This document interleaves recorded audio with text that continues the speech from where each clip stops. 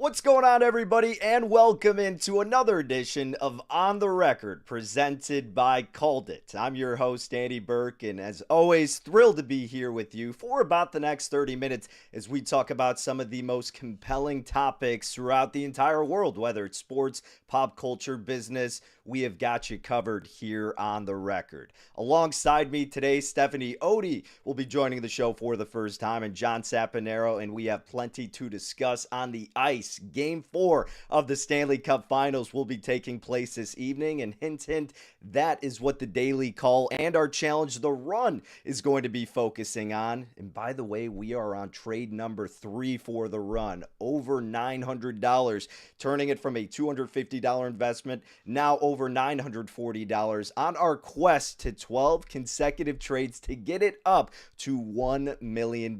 So the Daily Call and leg 3 of the challenge is going to take part tonight in Game 4 of the Stanley Cup Finals. But it won't only be hockey. We'll also be talking some soccer with the World Cup kicking off this Thursday. How far will the United States of America make it in the 2026 World Cup? We'll be sure to hit that market over at Kalshi for their stage of elimination, if at all.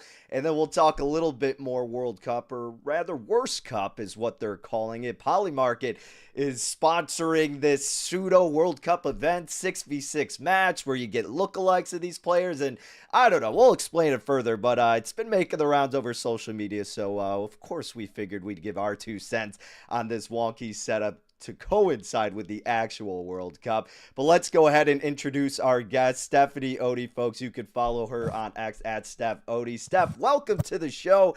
How are you doing today? I'm good. Good to talk to you. Lots of exciting finals that we get to watch going on right now. So I'm having a great time. Excited to talk about them with you. And yeah, getting into it. Yeah, absolutely. Well, we know that you're a diehard football fan, especially college football. Is of course across the pond they call it football as well, but for soccer. And we were kind of chopping it up behind the scenes before we got kicked off. I'm very curious to hear your soccer thoughts coming up, especially when we're talking about this Worst Cup. I'm curious to see what your entertainment and excitement level is going to be for that later here on the program. Yeah, looking forward to it. It'll be fun. I mean, that was a new one for me. The Worst Cup. That one will be interesting to watch. Oh, yes. And alongside, we also have John Saponaro at John Saponaro on X. Of course, excited to hear his thoughts. John, I know you're an East Coaster. Right now, you're living on the West Coast. I'm sure all your buddies are pumped about the NBA Finals, but naturally, you are a diehard Mets fan, so that's more so where your attention is directed. Last time you and I talked a couple weeks ago, not much has changed from the Mets. They picked it up a little bit over their last 10 games, but still looking to climb amongst that division. Yeah, look, when you dig yourself a hole with a 12-game losing streak in the first month of the season, there's an old adage in baseball that you can't win the pennant in April, but you can lose it. And the Mets have definitely done their fair share to try to lose it, and we'll see. But yeah, like you mentioned, it's hard to focus on the Mets because New York City is a basketball town. The Knicks are in the finals for the first time since I was in high school, trying to win the championship for the first time since before I was even a whisper or a thought. So we'll see if the Knicks can rebound after a bit of a tough loss at home to the Spurs last night. Yeah, how about it? All the excitement going with New York, and they made it close toward the end, but ultimately San Antonio prevailed, now making this series 2-1, still with New York having the advantage. Game 4 happening tomorrow. Should be an exciting one at Madison Square Garden. And speaking of which, in terms of that game, that was part of the run last night, where the total over 213.5, that was the second leg of the challenge of turning it from $250 into $1 million. The first came on the other game in the Stanley Cup Finals over the weekend. The Golden Knights, that was the winner to begin this new challenge for the run to again make that investment from $250 to $1 million. Now we are on leg 3, which we'll talk about momentarily. But before we dive deeper, let me remind you, ladies and gentlemen, where you can get all the action and information at CalledIt.me. CalledIt.media. If you head there, www.CalledIt.media, you can sign up completely free for the newsletter where you get the daily call to see what CalledIt is trading every single day. You can follow it yourself. You can go the opposite direction, or you can log something entirely different and see how you stack up amongst the community. So www.CalledIt.media, and you can see how we are progressing, hopefully, with our challenge called The Run. But John, Stephanie, let's go ahead and get things started on the ice for Game 4 of the Stanley Cup Finals. You can see right now at Kalshi, 50% chance for Carolina, for Vegas, split right down the middle to see who's going to be victorious in this spot. Steph, let's kick it to you. I mean, again, that game over the weekend was just incredible. I mean, 2 own goals from Carolina, double overtime, Vegas blows a 4-0 lead. How do these teams respond in your estimation? Because CalledIt, they actually have their trade on the Golden Knights to win yet again at 50% is where they got it. They think it should be more so listed at that 54% range. Do you tend to agree with the trade, or do you maybe think things can slide in the opposite direction?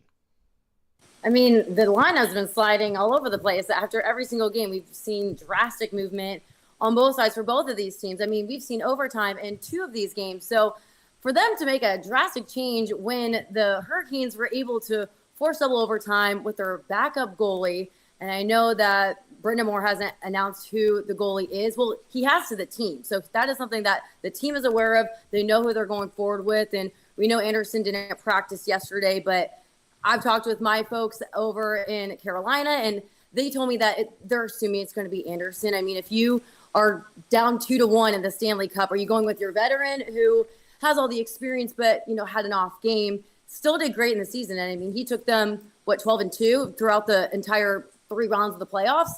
So do you pull him off of one game, or do you go with the undrafted rookie who's 27 years old, hasn't had a playoff start? I mean, he's been giddy over there at the facilities, but I'm hearing, I honestly think you can maybe see both go in there, but goalie play will be significant. But I mean, this is still a top offense, and we know how coach loves to play aggressive and control the puck, and the teams that control the puck, they can make those slight adjustments. So I'm really, really hot on the Canes tonight. I think they can still win the series. And I mean, we just heard Coach Torch say he doesn't know if the Golden Knights will win the series. I don't love when a coach says that either, but remember that the Canes were the ones that were heavily favored coming into this series. And throughout all the overtimes and the high scoring games, that it's shifted a bunch, but I still think they get back on track. I love an underdog, but I'm going with the Canes in this one. All right, John, so we've heard Stephanie's thoughts. CalledIt is going on the other side. And look, I just got to get my bias out of the way to both of you here. I lived in Vegas for a little bit. So my secondary team outside of the Blackhawks, who have been a nightmare for quite some time, is Vegas. So I'm selfishly rooting for them. But objectively, I do tend to gravitate in their direction, agreeing with the call. Look, this series, you look at the goalie matchup, it has been pretty. But Carter Hart's been a little bit better in goal saves above expected, still in the negative range, but Anderson's been that much worse. I agree with you, Stephanie, that it's going to be the veteran. Realistically, that's who you should go back to. All postseason, Carolina has been the better team in these metrics, but this specifically, John, Vegas has a slight advantage. So where do you sit on this? Are you joining my force, or do you think Stephanie's got the right idea? Well, first of all, you and CM Punk never given up on the Chicago Blackhawks, right? Look, I think Stephanie makes some great points for sure. First of all, I mean, the comment by Tortorella, if you're a Rangers fan, Tortorella is going to Tortorella, right? Like he's we had him in Columbus, coach. and he was under 500 in the postseason. So. Yeah, the guy is so confounding to me, because at times in his career he's looked like a great coach, and at times in his career he's looked like a lost coach. But Steph, I like what you said about the Carolina Hurricanes being able to control the puck. They like to control the pace. And yeah, that is something that you want to look forward to if you're, looking at a team that wants to control the game. But on the flip side of it, the Golden Knights play very comfortably when they're not in control of the puck. And that's something that I would look to. And also, look, I'm one of these people who, regardless of the sport, if you know how to win, if you've won before, and the Golden Knights do have a lot of holdovers from their cup from a few years ago, and sometimes that is the difference. That can make all of the difference when you're out on the court, out on the ice, out on the field, whatever the case may be. If you know how to win, you can actually execute and get it over the line. And look, you can't take anything away from Carolina. Their playoff run from 2018 to now has been spectacular, but they can't win the big ones. So I'm with you, Danny. I think home ice is a factor here. I look for the Golden Knights to rebound big time. And Steph, I mean, do you kind of see that vision in terms of not being able to get over the hump? Is that something that plays into account when it comes to deciding where you're going to invest, or do you think it's everything's an individual context, right? So you gotta look at everything differently, not take years from the past into account. Okay, I have some stats that I wrote down that I loved, and if we're talking about rebound, guys, the Canes 22-6-3 after a loss, 2-0 in the postseason. Vegas just 5-6. And I know that you talked about the experience on the Golden Knights team, but fatigue is a factor, and the Canes are better off of 2 days of rest. That you could say that is the issue with Anderson, where he hasn't started 35 games, over 35 games in the past 4 seasons, and that was just about what he had in the regular season. He took Monday off. So that could be a factor, especially when we talk about goalie play. But looking at how the Canes rebound better than any team in the postseason that's still lasting, and then you have how they perform in these intense moments. I mean, they forced overtime.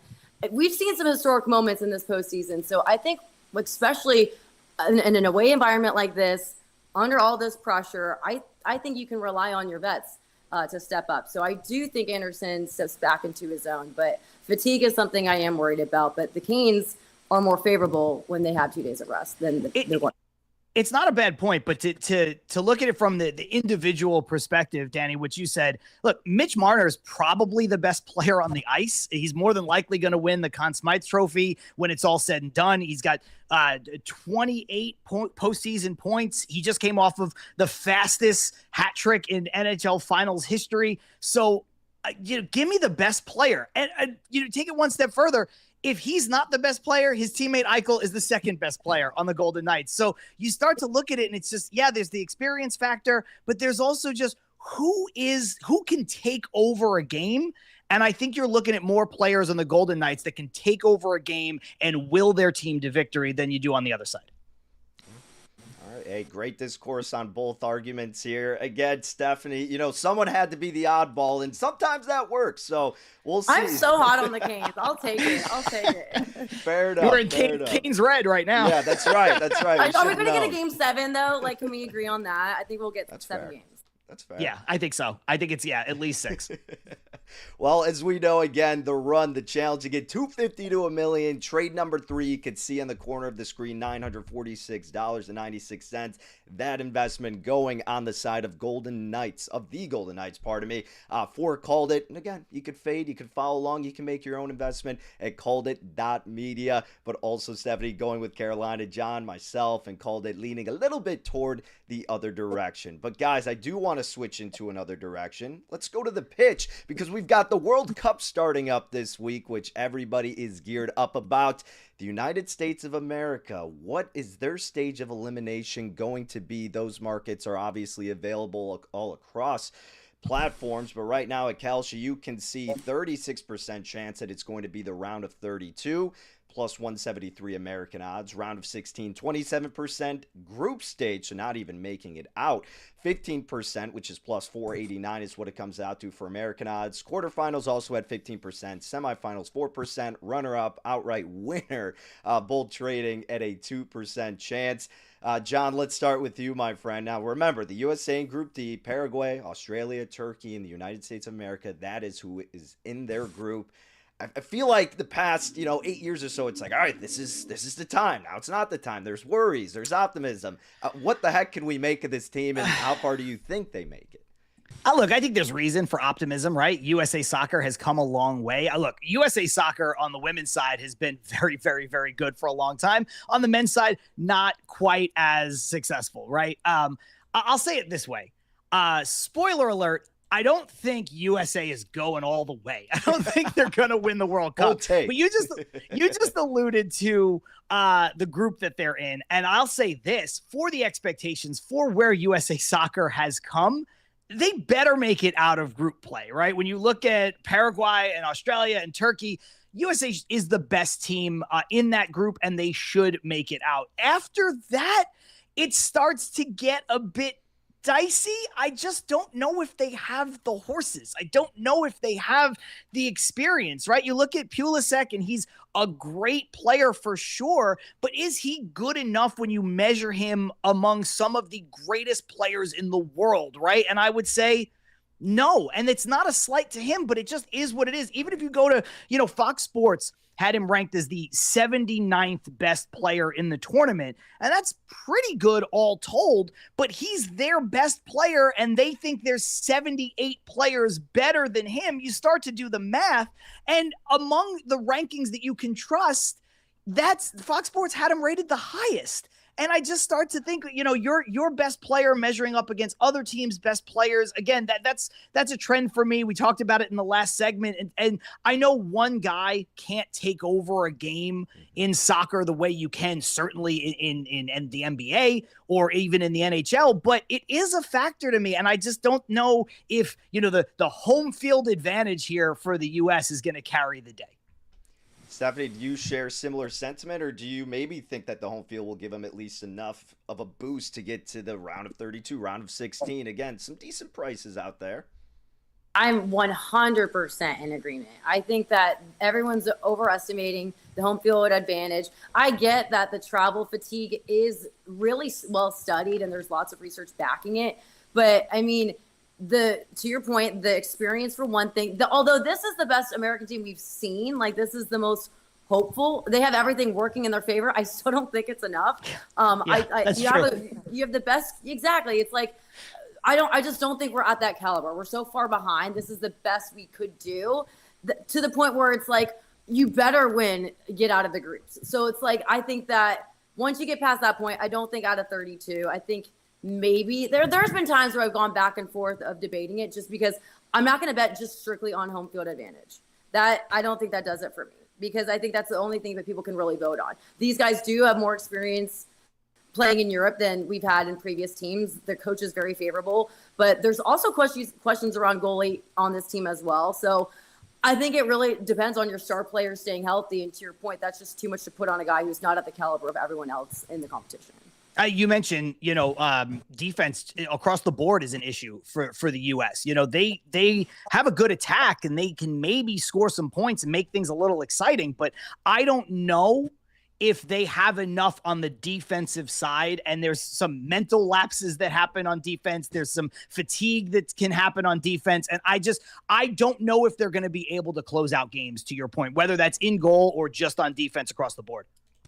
And the other interesting thing, even when it comes to home field advantage, playing on the West Coast, like that was smart, but like we're seeing the temperatures be a factor, like in the South and being out in California. Well, LA is like a hodgepodge of a bunch of different like fan bases.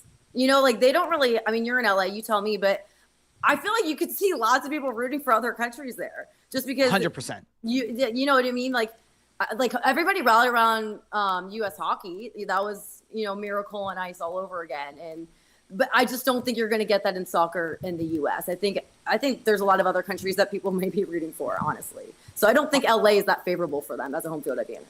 No, you're spot on. LA is an immigrant city. It's similar to New York in that respect, right? The melting pot, and that's what the United States is. And so you're not getting this like, yeah, we're all going to rally around Team USA. I don't think there's this countrywide specific laser focused, we're rooting for Team USA in this particular sport. And again, part of that is because the sport historically not that popular here, and because historically the team's not worth rooting for outside of some of the women's national teams. If we have a Cinderella story, if they go on a run, I do think the country will back them.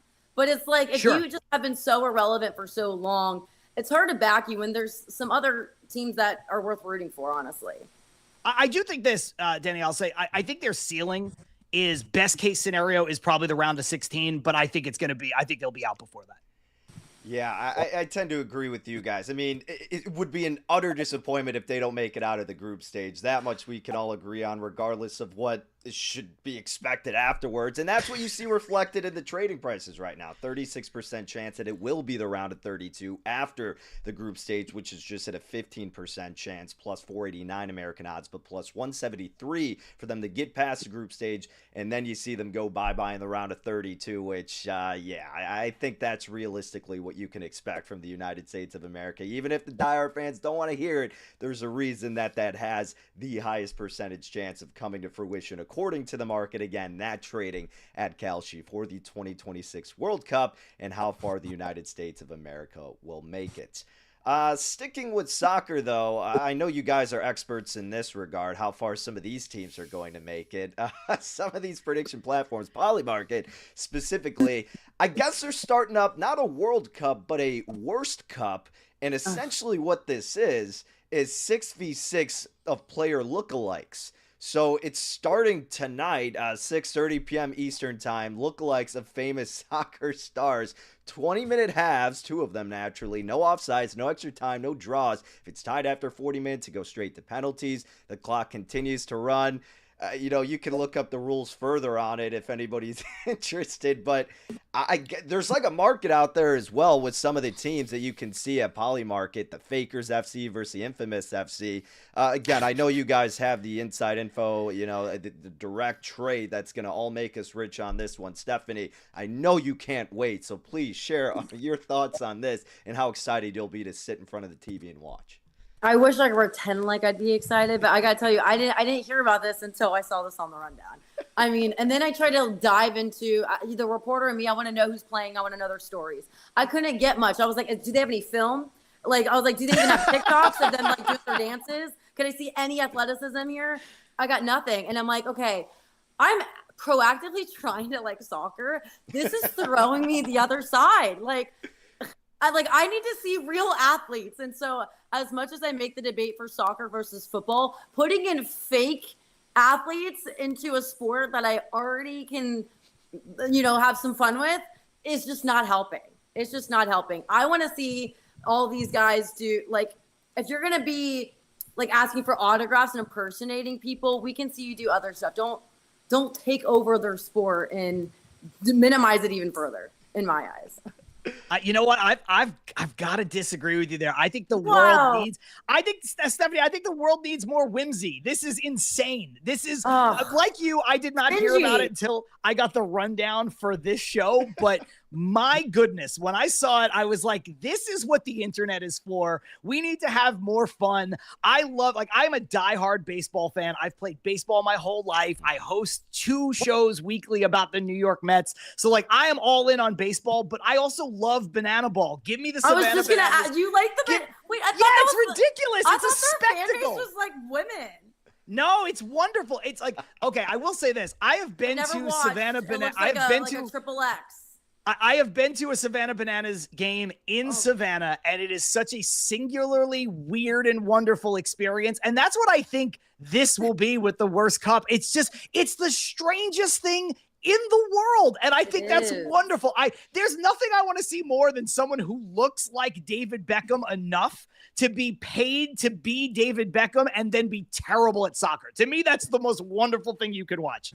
Oh gosh. I would love to see these guys try to play American football, or maybe I try to find these guys. I would like to see them do try to pick up girls, because if they're impersonating guys, they better be picking up girls the way Ronaldo can. I want to see them do it. Don't try to do their sport, because I know they can't do that. So I want to see them try to do everyday things that those characters can do. I feel like you're saying bend it like Beckham, just in a different context. Yeah, it feels like a reality show. It feels like a reality show with guys that are trying hard. You're trying to be someone else. Do these guys have personality of their own? Are they impersonating the athletes' personalities? There's a lot I don't know about what we're going to see. Can I ask you a question? Can I ask you both a question? Not to go totally off the rails. Would you prefer it if your impersonator of anything has their own personality, or they just commit to the bit and never break character? That's good, because if you didn't like, you'd be like, am I really like that? Like if they were just an absolute jerk. And you're like, It goes "Is that both my and both. sound?" Because have you seen the viral Grinch at Orlando and Universal? He is Yes. like phenomenal. But like I think only that guy could do it because it's his own personality shining through, you know? True. Because he kills it. But I haven't really seen people impersonate me. But now you say it, I kind of want to. Listen, I'm I'm the type so of curious person. what people would do. If I put on a Halloween costume, I'm doing the impression Right. all night. I'm not breaking character. I don't break character to the DVD commentary. You know what I mean? I agree. I'm with you there. Hey, John, kind of circling back to this though too, because we talked about this the other week. All of this leads me to believe that you were a massive fan of the enhanced games that Poly Market had going on, where they were taking steroids to compete in the Olympics. Did that catch your attention too? Okay, that's a little different just because, you start to do things with like performance enhancing drugs, right? And like whether or not you should be like marketing that kind of thing because it can have real effects on people's bodies, even if it's a bit, right?